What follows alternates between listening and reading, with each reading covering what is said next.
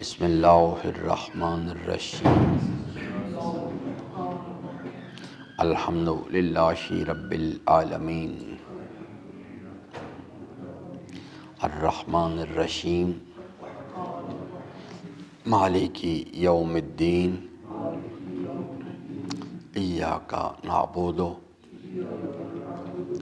ایاک نستعین اہدنا الصراط المستقیم صراط الذین انعمت علیہم غیر المغضوب علیہم ولا الضالین۔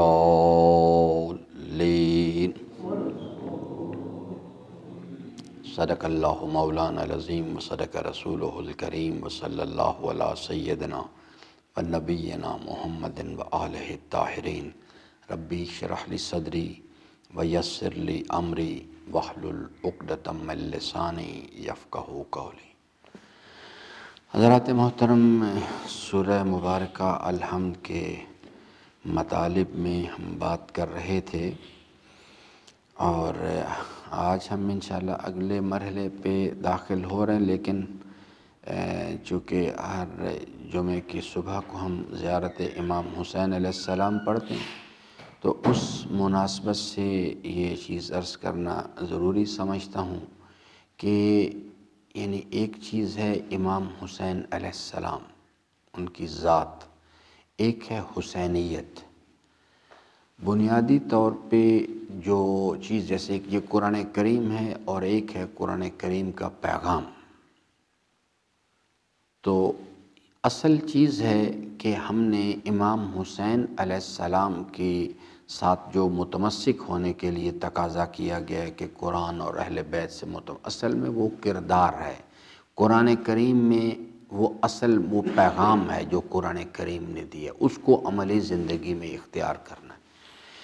یہ زیارات جو ہیں ان کے بھی بہت یہ فلسفیز ہیں ان کی اپنے، بہرحال اس میں سے ایک مقصد جو ہے وہ یہ ہے کہ انسان جو ہے اس چیز کو اپنی عملی زندگی میں اس کو اختیار کرے۔ جیسے یہ امام حسین علیہ السلام کے بارے میں کہ یہ اس میں ہے کہ اشہد انک قد اقمت الصلاۃ وآتیت الزکوٰۃ امرت بالمعروف ونہیت عن المنکر، اور پانچویں چیز ہے وآطاعت اللہ ورسولہ حتی آتاک الیقین۔ یہ پوری تعلیمات کا خلاصہ ہے۔ یعنی زیارات جو ہیں، جیسے زیارت عاشورہ میں جملہ ہے کہ یا ابا عبداللہ انی حرب لمن حاربکم وسلم لمن سالمکم الی یوم القیامہ۔ یہ جملہ تو ایک ہی ہے، لیکن اس کے اندر پورا نظام، پوری داستان، پورا اس کے اندر بند ہے۔ اب جو زیارت ہے وہ صرف یہ چیز نہیں کہ ہم ایک خاص شکل اختیار کریں، خاص ڈائریکشن میں کھڑے ہو جائیں اور ان کلمات کو دہراتے رہیں۔ یہ اصل میں بنیادی طور پہ یہ ایک یعنی ٹیچنگ اینڈ ٹریننگ کے یعنی مسائل ہیں کہ انسان کے اندر اس چیز کو کیسے داخل کیا جائے، وہ اس کے لیے۔ اب اگر یہ بالکل اسی طرح سے ہوتا ہے، اگر مٹی نرم ہے تو آپ اس میں وہ یعنی زرخیز بھی ہے، ہونا چاہیے، دو شرائط ہیں، زرخیز ہو اور نرم ہو۔ آپ اس میں پانی ڈالیں گے تو اس میں سے حیات جنم لے گی، لیکن اگر وہ سخت ہو چکی ہے، وہ پتھریلی ہو چکی ہے، تو آپ بے شک کتنا بھی پانی ڈالتے رہیں، فائدہ نتیجہ برآمد نہیں ہوتا۔ اسی طرح سے قلب انسان ہے، اگر یہ زرخیز ہے اور نرم ہے تو اس پر قرآن کریم کی اور اہل بیت علیہ السلام کی تعلیمات اثر کریں گی۔ اگر گناہوں کے شوق جو ہیں اور گناہوں کے ارتکاب نے قلب کو یعنی اسے سخت کر دیا، پتھر کی طرح بنا دی، تو اس کے اوپر کوئی چیز اثر نہیں کیا کرتی، کتنا بھی اس کو سناتے رہیں، وہ چیز کبھی بھی فائدہ نہیں دیتی۔ تو اس لیے یہ چیزیں جو ہیں ان کو یعنی آج ہم نے کھڑے ہو کے یہ شہادت دی اشہد انک قد اقمت الصلاۃ، تو اس کے بعد لبیک یا حسین کا مطلب صرف ایک ہے کہ میں اس کردار کو اون کرنے کے لیے آمادہ ہوں۔ اور اگر وہ چیز نہیں کہ میں زبان سے لبیک یا حسین اور کردار میں یہ پانچ چیزیں ہیں ہی نہیں، نہ اس پہ کوئی ندامت ہے، تو تو اسی کو منافقت کہتے ہیں۔ منافقت کسی اور چیز کا نام نہیں ہے، یہ اس کا پہلے فی قلوبہم مرض، منافق کا مسئلہ ہوتا ہے پہلے مرحلے میں، وہ اندر فی قلوبہم مرض، وہ جس یقین کا اعلان کرتے ہیں کہ یعنی وہ کہتے ہیں کہ وَمِنَ النَّاسِ مَن يَقُولُ آمَنَّا بِاللَّهِ وَبِالْيَوْمِ الْآخِرِ، اللہ تعالیٰ فرماتے ہیں کہ یہ جو کہتے ہیں کہ ہم قلبی طور پہ اس نظریے پر یقین رکھتے ہیں کہ ہم ایمان لائے اللہ پر اور یعنی روز آخرت پر، یہ لوگ جو ہیں فی قلوبہم مرض، ان کے دلوں میں شک کی بیماری، غلط کہتے ہیں، ان کو ایسی کوئی چیز نہیں ان کے پاس۔ پھر اس کے بعد آگے کے مراحل آتے ہیں، پہلے اللہ تعالیٰ اس پرابلم کو جو اندر پرابلم ہے اس کو قرآن کریم میں آئیڈینٹیفائی کرتا ہے، پھر اس کے بعد کہتا ہے کہ جب ان سے کہا جاتا ہے کہ اللہ کی زمین میں فساد کیوں پیدا کرتے ہو، جیسے ہمارے یہ ذاکرین پھر رہے ہیں اللہ کی زمین پہ فساد پیدا کر رہے ہیں، لوگوں کو گمراہ کر رہے ہیں، تو کہتے ہیں الا انہم هم المصلحون، ہم تو اصلاح کرنے والے لوگ ہیں، ہم مصلحان زمان ہیں، جیسے اس وقت یہ یعنی یہاں پہ اس میں بہت سارے لوگ شامل ہیں، اللہ تعالیٰ معاف کرے۔ بہرحال ہم اپنے موضوع کی طرف آئیں، یہ تھوڑا سا اب اس میں جو اگلا مرحلہ ہے، یہ جو ایاک نعبد و ایاک نستعین، یہ ایک چونکہ وہ شناخت جو ہے الحمدللہ رب العالمین کی، وہ بذات ہی مطلوب چیز نہیں، اللہ تعالیٰ کی معرفت یاد رکھے گا بذات ہی مطلوب چیز نہیں ہے، وہ ایک وسیلہ ہے جس کے ذریعے سے انسان نے اگلے مرحلے میں آ کے اللہ کی فرم برداری کرنی ہے۔ فرما برداری جو ہے ایاک نعبد و ایاک نستعین، یہ بھی بذات ہی مطلوب چیز نہیں، مطلوب چیز جو ہے کہ یہ ایک وسیلہ ہے، شناخت بھی معرفت بھی ایک وسیلہ ہے، اور یہ جو بیہیویئر ہے پریکٹیکل، یہ بھی ایک وسیلہ ہے۔ اصل چیز کیا ہے؟ وما خلقت الجن والانس الا لیعبدون، اللہ کا بندہ بننا ہے، اور یہ جو فرما برداری ہے یہ ایک وسیلہ ہے کس چیز کے لیے؟ غلام اپنے آقا کی فرما برداری کیوں کرتا؟ روزمرہ زندگی کے اندر دیکھ لیں آپ، روزمرہ زندگی میں دیکھیں آپ کو ساری باتیں سمجھ آ جائیں گی۔ ایک غلام جو ہے، ایک ملازم اپنے مالک کی فرما برداری کیوں کرتا ہے؟ امیر المومنین نے 3 شکلیں بنا کے بتائیں، فرماتے ہیں یا تو غلامانہ سوچ رکھتا ہے، غلامانہ سوچ ہی ہوتی ہے کہ وہ مالک کے دروازے کے باہر بیٹھا ہوتا ہے، اس کا ملازم جو ہے، مالک آواز دیتا ہے دوڑ کے آتا ہے، جی حکم فرمائیے کیا کرنا ہے۔ لیکن غلامانہ سوچ ہے، وہ اس لیے فرما برداری نہیں کرتا کہ اسے مالک سے کوئی دلچسپی ہے، اس کو خوف ہے کہ اگر میں اس کی فرما برداری نہیں کروں گا، یہ بیل بجا رہا ہے، یہ میں نہیں آؤں گا تو مجھے نقصان پہنچے گا یا مجھے نوکری سے نکال دے گا، اسے خوف ہے۔ ایک شکل یہ بھی فرما بردار ہے، اس میں کلام نہیں ہے، ادھر گھنٹی بجاتے ہیں وہ دوڑ کے آتا ہے۔ دوسرا ہے وہ امام فرماتے ہیں کہ وہ تاجرانہ سوچ رکھتا ہے، اس کو مالک اسے آواز دیتا ہے، اسے بلاتا ہے، وہ دوڑ کے آتا ہے، لیکن پیش نظر مالک سے کوئی دلچسپی نہیں، اس کے پیش نظر ہے کہ اگر میں اس کی فرما برداری کروں گا تو اس کے قلم میں یہ صلاحیت ہے، قدرت ہے کہ یہ میری پروموشن کر سکتا ہے، یہ میری انکریمنٹ لگا سکتا ہے، مجھے فائدہ پہنچا سکتا ہے، تو اس کے پیش نظر وہ فائدہ ہے، وہ اس لیے اس کی فرما برداری کرتا ہے اس چیز کے لیے۔ تیسری چیز امام نے فرمایا کہ کچھ لوگ، یہ لوگ بہت کم ہوتے ہیں، یہ یاقوت سرخ سے بھی کم پائے جاتے ہیں یہ لوگ، لیکن ہوتے ہیں، یہ نہیں کہ ہوتے ہیں لوگ روئے زمین پہ، اور تاریخ میں کسی دور میں جب سے ہمارا باپ آدم پیدا ہوا کوئی زمانہ ایسا نہیں گزرا کہ روئے زمین ان سے خالی ہو، ہوتے ہیں۔ اور انہی کے ایک تو نا ائمہ علیہ السلام جو قطب زمان ہیں، اور کچھ لوگ ان کے وجود کی برکت کی وجہ سے اللہ تعالیٰ اپنے بندوں پہ عذاب نازل نہیں کرتا، ان کے وجود کی برکت کی وجہ سے زمین فصلیں اگاتی ہے، آسمان سے بارشیں نازل ہوتی ہیں، اور یہ دعوت دی گئی قل ان کنتم تحبون اللہ فاتبعونی یحببکم اللہ، یہ لوگ جو ہیں جب اس مقام پر پہنچتے ہیں واقعتاً ان کے وجود کی برکت کی وجہ سے اللہ تعالیٰ عذاب نازل نہیں کرتا۔ تو یہ چیز جو ہے ہم نے یعنی اب اس شناخت سے اس کی طرف جانا ہے۔ میں نے ایک کروڈ فارم میں آپ کو بتائی بات کہ یہ کیا چیز ہے، سٹارٹنگ پوائنٹ کیا ہے ہمارے پاس۔ پہلے سٹارٹنگ پوائنٹ جو اس کی شناخت ٹھیک کرنے کے لیے سٹارٹنگ پوائنٹ کچھ اور تھا، اب پریکٹیکل بیہیویئر ٹھیک کرنا ہے، اب سٹارٹنگ پوائنٹ کچھ اور ہے۔ اب یہ ہے کہ ہم یہ تصور کرتے ہیں کہ زید کے پاس یہ شناخت موجود ہے، یا الحمدللہ رب العالمین، کہ میرے پاس کوئی کمال ذاتی نہیں، اس کائنات میں کسی شے کے پاس کوئی کمال ذاتی نہیں، سب کچھ اللہ کا دیا ہوا ہے۔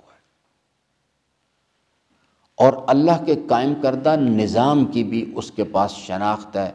کہ مجھے ایک حی و قیوم پروردگار نے پیدا کیا ہے، ایک دن مجھے موت آ جائے گی، میں آخرت کی منزل کی طرف جاؤں گا، وہاں پہ حساب ہے اور کتاب ہے، جزا ہے اور سزا ہے۔ اس پورے نظام کا کانسیپٹ کلیئر ہے۔ اب یہ سٹارٹنگ پوائنٹ ہے کہ وہ آدمی جو ہے، اب یہ جو شناخت ہے نا، اس کو یاد رکھیے گا، یہ کنزیومیبل آئٹم ہے، اس کی بیٹری کو ریگولرلی چارج کرنا ہوتا ہے، کیونکہ حوادث زمانہ کے ساتھ جیسے آپ نے دیکھا نا کہ ہم یعنی جب نکلتے ہیں باہر، اگر صبح اپنا غسل کر کے صاف ستھرا ہو کے لباس صاف کر کے نکلتے ہیں، پھر جاتے ہیں حوادث زمانہ کے اندر نکل جاتے ہیں، ڈسٹ پارٹیکلز ہیں، اس کے دھوئیں کے یعنی ذرات ہیں، وعلیٰ حاصل قیاس ہمارا لباس بھی جو ہے وہ گندا ہونا شروع ہو جاتا ہے۔ آپ اس کو بے شک آپ اسے بند کر دیں، بالکل اسے اپنے گھر میں کوئی کمرہ جو ہے اس کو بالکل بند کر دیں،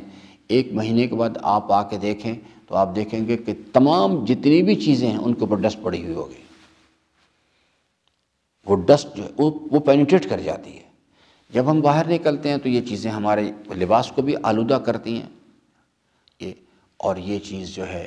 خاص طور پہ ہم تو بالکل یہ جی ٹی روڈ کے قریب رہتے ہیں، وہاں سے گاڑیاں گزر رہی ہیں، مسلسل وہ کاربن چھوڑ رہی ہیں، اس کی وجہ سے یہ اگر آپ گھر کی صفائی نہ کریں، کچھ عرصے کے بعد آپ دیکھ لیں کہ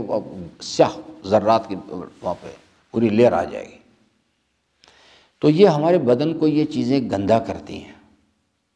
اسی طرح سے انسان کا روحانی وجود ہے، یہ چیزیں ہمیں بدن میل آلود ہو جاتا ہے، لباس گندا ہو جاتا ہے، ہمیں دوبارہ سے اس کو واش کرنا پڑتا ہے۔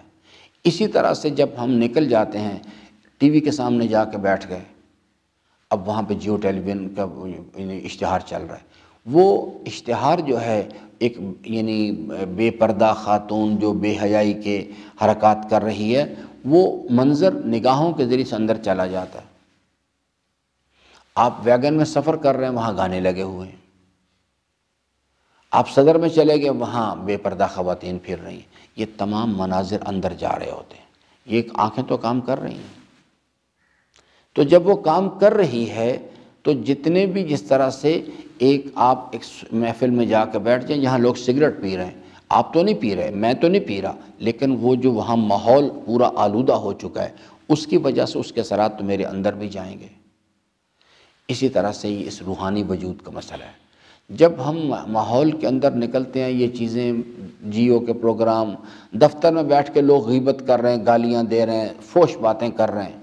کالج کے اندر لڑکے اس قسم کے آپس میں نہیں کر رہا، لیکن وہ ماحول مجھے بہرحال، جیسے میں تو نہیں گند پھیلا رہا، لیکن وہ جو ڈسٹ پارٹیکلز ہیں وہ میری باڈی کو تو گندا کر رہے ہیں۔ تو جیسے ایک ریگولر انٹرول کے بعد جناب ضرورت پڑتی ہے کہ جناب اس کو نہایا غسل کیا جائے، اس صابن سے بدن کو صاف کیا جائے، یہاں پر بھی ضرورت پڑتی ہے ریگولرلی کہ اس چیز کو اپنا جو ہے اس کے اوپر جو منفی اثرات آئے ہیں ان کا استغفار کیجیے۔ اسی واسطے حضرت کی سنت ہے کہ بیان کرتے ہیں، یعنی حدیث کی کتب میں بیان کیا گیا کہ حضرت جب کسی محفل میں سے اٹھتے تھے، یعنی یہاں کلام ہو رہا ہے، باتیں ہو رہی ہیں، تو اٹھ کے فوری طور پہ استغفار کرتے تھے، حالانکہ حضرت تو کچھ ایسی بات نہیں کرتے تھے۔ یہ چیز امر لازم ہے، یاد رکھیے گا، اس بیٹری کو چارج کر کے رکھنا، اور یہ جو اس کے اوپر ڈسٹ پارٹیکلز آ رہے ہیں مختلف چیزوں کے، ان کو واشنگ ڈٹرجنٹ سے صاف کرتے رہنا، طلب مغفرت اور گریہ وزاری۔ یاد رکھیں ادھر کا واشنگ ڈٹرجنٹ جو ہے نا وہ لکس صابن ہے، یا وہ آپ جو بھی وہ آج کل وہ اس قسم کے ہیں لیکوڈ استعمال کرتے ہیں، جو جیسے کیا کہتے ہیں اسے، جو شیمپوز جو ہیں وہ استعمال کریں۔ یہاں کا واشنگ ڈٹرجنٹ کیا ہے؟ گریہ وزاری، ندامت کا آنسو روح کی تاریکیوں کو صاف کیا کرتا ہے، اس کے علاوہ کوئی واشنگ ڈٹرجنٹ نہیں ہے کہ جس کے ذریعے سے ہم اپنی روح کی تاریکی کو صاف کر لیں اس چیز کے لیے۔ تو ایک چیز یہ سٹارٹنگ پوائنٹ ہے، اور اس کو ریگولرلی مینٹین کر کے رکھنا ہے۔ یہ چیز جو ہے، جیسے آپ گاڑی سٹارٹ کرتے ہیں، گاڑی چلنا شروع کرتی ہے، تو وہ جو ریزسٹنس آگے سے آ رہی ہے، ہوا آگے سے ریزسٹ کرتی ہے، زمین کی ریزسٹنس ہے، تو گاڑی جو ہے اس کو جب آپ سپیڈ دیتے ہیں تو وہ آہستہ آہستہ، اگر آپ ایکسیلیٹر سے پاؤں ہٹا لیں تو اس کے نتیجے گاڑی خود بخود آہستہ ہونی شروع ہو جاتی ہے۔ یہاں پر بھی اللہ کی فرمانبرداری کا سفر جب انسان شروع کرتا ہے تو اس کے نتیجے میں سامنے سے نفس کی خواہشات کی رکاوٹ آنی شروع ہو جاتی ہے، ماحول کے جو نفس پرست لوگ ہیں ان کو رکاوٹ پیدا کرنا، تو اس کو مسلسل پیچھے سے سپلائی دینے کی ضرورت ہوتی ہے۔ اور پھر یہ جو بیٹری ہے یہ کنزیومیبل آئٹم ہے، جیسے ہمارے موبائل کی بیٹری ہے، یہ بھی اسی طرح سے ہے، یہ کنزیومیبل آئٹم ہے، اس کو ریگولرلی چارج کر کے رکھنا ہے۔ میں پھر اس پہ عرض کروں گا یہ اس چیز کے لیے۔ اب آگے جو چلنا ہے وہ اس چیز کے لیے، وہ چیز ہے کہ اگلا ہمارا سٹارٹنگ پوائنٹ یہ ہے، اور جو ہمارا ڈیسٹینیشن ہے وہ کیا چیز ہے کہ ہم نے اپنے اندر صلاحیت تقوی پیدا کرنی ہے۔ یہ چیز اس کو تقوی کی صلاحیت کا، جیسے اس چراغ کے اندر سے روشنی ہے، روشنی تو دکھائی نہیں دے رہی لیکن اجالے سے پتہ لگ رہا ہے کہ روشنی ہے۔ تقوی کی صلاحیت دکھائی نہیں دے گی، لیکن انسان کے اعمال سے تقوی بھی دکھائی نہیں دیتا، تزکیہ بھی دکھائی نہیں دیتا، اس کا نتیجہ تزکیے کا نتیجہ خلوص نیت، اور پھر اس کے بعد اس کا نتیجہ اعمال صالحہ جو ہیں وہ ان کو نکالنا ہے۔ تو وہ چیز جو ہے اس کے بھی ٹیسٹ آپ کو بتاؤں گا، جس سے میں یہ ٹیسٹ کر سکوں کہ میرا عمل صالح بنا کہ نہیں بنا۔ وہ چیز جو ہے باقاعدہ ائمہ نے ٹیسٹ بتائے ہیں اس کے۔ تو ہمارا جو سٹارٹنگ پوائنٹ ہے وہ یہ ہے کہ ہم ہائپوتھیٹیکلی ایزیوم کرتے ہیں پاکستان کے معاشرے میں یہ جو ہم نے اس کا ہمارا جو سٹارٹنگ پوائنٹ ہے، سب سے کم چیز یہی تو ہے لوگوں کے پاس، ایمان ہے ہی نہیں لوگوں کے پاس۔ یہ جو کچھ بھی آپ دیکھ رہے ہیں 99.9999% لوگ عادت کے تحت کر رہے ہیں، آباء و اجداد کا دین ہے بس اس لیے کر رہے ہیں۔ ان سے پوچھیں جی آپ ہاتھ کھول کے، آپ ہاتھ باندھ کے نماز کیوں نہیں پڑھتے؟ وہ دلیل لائیں اس مسئلے پہ، ان کو بس کوئی دلیل نہیں سوائے اس کے کہ ہم نے اپنے آباء و اجداد کو کرتے ہوئے دیکھا بس۔ تو اس لیے یہ ہم ایک ہائپوتھیٹیکلی تصور کر رہے ہیں کہ ایک آدمی کے پاس ہے یہ چیز، ایمان ہے، اللہ تعالیٰ کے جلال و جمال کا یقین، اس کے نظام کا یقین۔ اب یہاں سے سفر کرنا ہے۔ کل میں نے ایکویشن آپ کو بتائی تھی، ایمان جمع روزہ از ایکول ٹو تقوی، ایمان جمع تقوی از ایکول ٹو اعمال صالحہ۔ پھر یہ ایک چیز بھی درمیان سے ہٹی، اور یہ اتنا خطرناک زمانہ ہے ایمان کے لحاظ سے کہ اول تو لوگوں کے پاس ایمان ہے نہیں، اور اگر کسی کے پاس ہے تو حضرت نے ارشاد فرمایا کہ وہ جب قرب قیامت کا زمانہ آئے گا اور ہمارے قائم کے ظہور کا وقت قریب آ جائے گا، ایمان اٹھ جائے گا دنیا سے۔ لوگ صبح گھر سے نکلیں گے حالت ایمان میں ہوں گے، لوٹ کے آئیں گے ایمان سے خالی ہو چکے ہوں گے، گئے وہاں جا کر رشوت لی، مال حرام کھایا، غائب، ایمان غائب۔ وَعَلَىٰ هَٰذَا الْقِيَاسِ، فرمایا شام کو لوٹ کے گھر آئیں گے حالت ایمان پہ ہوں گے، صبح گھر سے نکلیں گے ایمان سے خالی ہو چکے ہوں گے۔ ایمان ایک بہت ہی والیٹائل قسم کی چیز ہے، اور یہ کنزیومیبل بھی ہے، اور یہ یعنی ہو سکتا ہے کہ ایک وقت میں بیٹری کا لیول 100% ہو اور پتہ لگے 5 منٹ کے بعد 0 پہ چلے گئی، 5 منٹ کے اندر اندر۔ کوئی بھی ایسا عمل جو ہے، جو حضرت نے فرمایا نا کہ مال حرام نور ایمان کو جلدی خاموش کرتا ہے، جلدی بجھا دیتا ہے، بمقابلہ اس کے کہ آگ جل رہی ہو اس پر پانی ڈال، پانی اتنی جلدی آگ کو نہیں بجھاتا جتنی جلدی مال حرام ایمان کو خاموش کر دیتا ہے۔ تو نکلے اور گئے کسی جگہ پہ اس قسم کی حرکت ہوئی اور گئے۔ تو اس کو یعنی حاصل بھی کرنا ہے اور اسے مینٹین بھی کر کے رکھنا ہے، کیونکہ آگے ساری کی ساری ایکسرسائز جو ہے اس کا انحصار ہی اس پہ ہے۔ اب میں آپ کو ایک دنیا سے مثال دیتا ہوں پہلے، پھر اس کے بعد آگے چلتے ہیں کہ ایک آدمی ہے، اس کے اندر آرزو ہے کہ جناب میں پاکستان کی باسکٹ بال کی ٹیم کا ممبر بن جاؤں، تو لیکن ہے بیچارہ بیمار، چلا نہیں اس سے جاتا، آرزو ہے صرف۔ وہ جاتا ہے ایک اچھے آدمی استاد کے پاس، کہتا ہے جی میں باسکٹ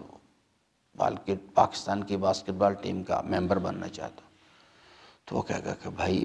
اس کے لیے ایک ضرورت ہے، اور وہ یہ ہے کہ جاؤ، جا کے پہلے علاج کرو، اپنے آپ کو فزیکل فٹنس پیدا کرو، پھر میرے پاس آنا۔ پہلے چیز ہے جسم کے اندر توانائی ہونی ہے، ایمان وہی توانائی ہے۔ باسکٹ بال کی ٹیم کے ممبر بننا پاکستان کا یعنی متقین کی ٹیم کا ممبر بننا ہے۔ اب ایک آدمی جاتا ہے استاد، وہ کہتا ہے بھی جاؤ، بھی پہلے جا کے میں بتا دوں گا، لیکن پہلے وہ اس کو استاد کہتا ہے جاؤ، جا کے اپنے اندر فزیکل فٹنس پیدا کرو۔ اگر روحانی استاد کے پاس جائیں گے، وہ کہے گا پہلے جاؤ روحانی فٹنس پیدا کرو، پہلے روحانی توانائی تو حاصل کرو، چل تو تم سکتے نہیں۔ ادھر ایک خاتون آتی ہے اور فوری طور پہ سب کچھ بھول بھال کے اسے دیکھنا شروع کر دیتے ہو، ادھر حرام کی دعوت ملتی ہے، دوڑ کو ادھر چلے جاتے ہو۔ تو پہلے جاؤ، جا کے اس کو ٹھیک کرو جا کے، وہ پھر سمجھائے گا کہ وہ جو میں نے اتنے دن لگائے آپ کو سمجھانے میں۔ پہلی چیز ہے یہ، کوئی آدمی میرے ساتھ یا آپ کے ساتھ یہ نہیں کر سکتا ہم حضرت ولی صلی اللہ علیہ السلام کے پاس جا کے بیٹھ جائیں، وہ یہ نہیں کریں گے بالکل بھی، کہ وہ کہیں گے اچھا بھائی ایسا کرو افتخار مرزا کہ تم بڑے اچھے آدمی ہو، مجھے بہت اچھے لگتے ہو، اور چونکہ تم امام میرے جد بزرگوار کے لیے نعرے بہت لگاتے ہو، تو ایسا کرو کہ تمہارے پاس ایمان تو نہیں ہے لیکن میں دے دیتا ہوں، یہ لے لو تم۔ نہیں ہو سکتا یہ کام۔ یہ اصل میں یہ چیزیں ہیں عبد اور معبود کے درمیان، ایمان کے، یقین کے خزانے، شوق کے خزانے، صبر کے خزانے،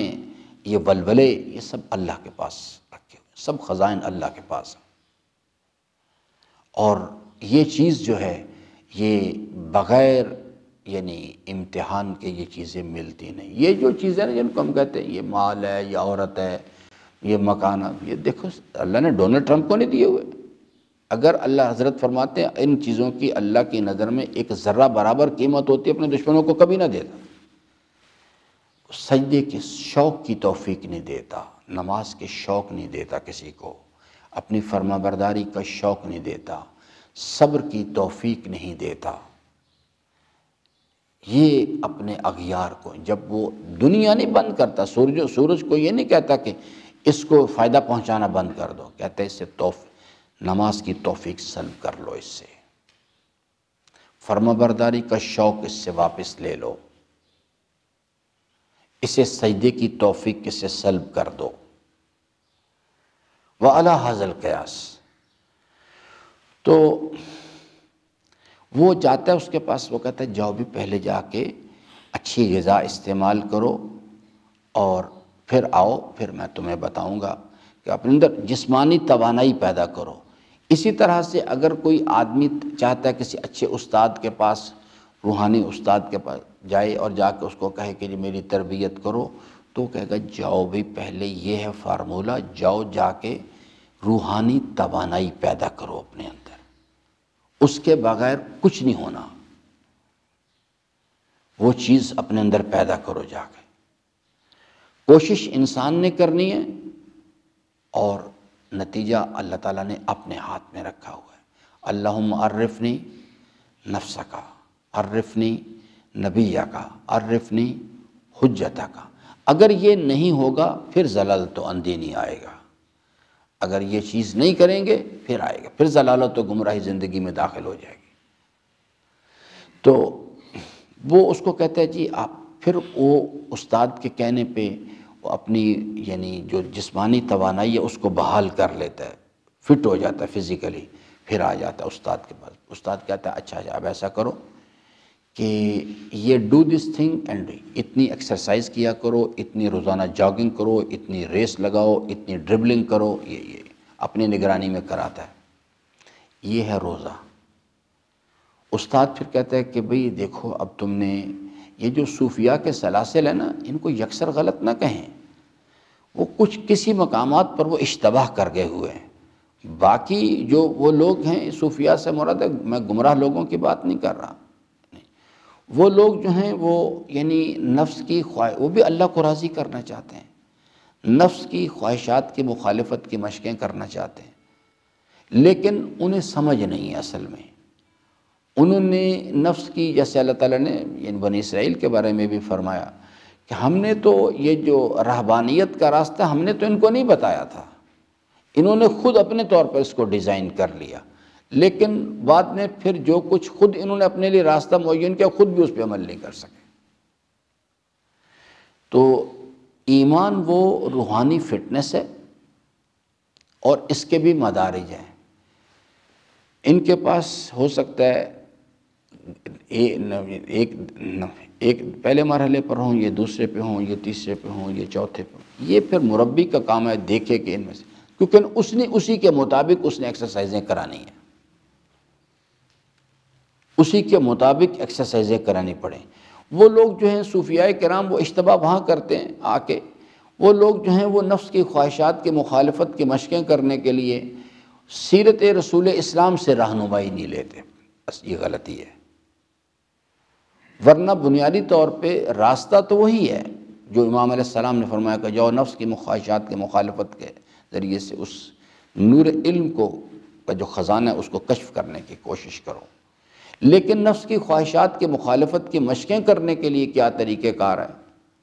وہ لوگ مختلف قسم کے دنیا میں بے تحاشا اس وقت لوگ ہیں جو یہ کام کر رہے ہیں، بدھ مت کے اندر بھی ہیں، ہندوؤں کے اندر بھی ہیں، خود مسلمانوں کے اندر بھی ہیں۔ کوئی حضرات جو ہیں وہ یعنی اس ان کے سلاسل، اب آپ تو فیس بک پہ دیکھیں بڑے بڑے تماشے ہو رہے ہوتے ہیں، یعنی کوئی اچھل کود کر رہا ہے، کوئی کچھ کر رہا ہے۔ ان کے آپ قریب جائیں، ان سے جا کے ان سے بات کریں، ان کی بات کو سنیں ان سے، تو آپ کو پتہ لگے گا کہ اکثر لوگ جو ہندوؤں کے اندر بھی چلے جائیں، عیسائیوں کے اندر جا کے دیکھیں، یہودیوں کے اندر جا کے، خدا طلبی انسان کے اندر رکھی ہوئی ہے اصل میں۔ قرآن کریم یہ نہیں کہتا بالکل یہ کہ آپ کو یعنی الہ کی جستجو جو ہے، طلب جو ہے، وہ تو انسان کے اندر اللہ نے رکھی ہوئی ہے۔ قرآن کریم یہ سمجھاتا ہے لا الہ الا اللہ۔ یہ تو اس کے لیے تو کوئی ضرورت ہے کسی چیز کے نہیں، آپ یہودیوں کو جائیں، ان کو اسٹڈی کریں جا کے۔ یہودی ہیں، عیسائی ہیں، وہ ان کے اندر ہندوؤں کے اندر، مسلمانوں کے اندر ایسے لوگ موجود ہیں جو نفس کی خواہشات کی مخالفت کی مشقیں کرتے ہیں، لیکن خرابی وہاں ہوتی ہے کہ وہ نفس کی خواہشات کی مخالفت کی مشق کرنے کے لیے یا افراد کا شکار ہو جاتے ہیں یا تفرید کا شکار ہو جاتے ہیں۔ اس کے نتیجے میں ہمارے لیے ہمیں کیا بتایا گیا؟ لَقَدْ كَانَ لَكُمْ فِي رَسُولِ اللَّهِ أُسْوَةٌ حَسَنَةٌ۔ ہم نے زندگی کے ہر مرحلے میں وہاں سے رہنمائی لینی ہے۔ ہمیں اجازت نہیں ہے کہ ہم اپنے آپ کو دنیا سے علیحدہ کر کے بیٹھ جائیں۔ ہم نے اسی دنیا میں رہنا ہے، اسی دنیا کو استعمال کرنا ہے، اسی دنیا کا وہ خرابی وہاں پہ وہ لوگ جو ہیں، چونکہ خدا طلبی تو انسان کے اندر اللہ نے رکھی ہوئی ہے، وہ الہ کی جستجو جو ہے، انسان یاد رکھیے گا اپنی طبع میں، اپنی خلقت میں محبت کرنے والا وجود ہے، اب حسن پرست ہے، کمال پرست ہے، اس کے اندر وہ اس کے مصادیق کی شناخت میں کوتاہیاں کر رہا ہے اصل میں، وہ بھول جاتا ہے اس چیز کو، اسے نہیں سمجھ آ رہی بات کی۔ تو اس لیے کل انشاءاللہ اس سے بات کا آغاز کریں گے، استاد بتائے گا، پھر جب فزیکل فٹنس آ جائے گی، یہ روحانی توانائی آ جائے گی، اب استاد بتائے گا کہ کتب علیکم الصیام یہ کیا چیز ہے، پھر اس کے تفصیل انشاءاللہ کل اس پر بات کریں گے۔ اللہ تعالیٰ سے امیدوار ہوں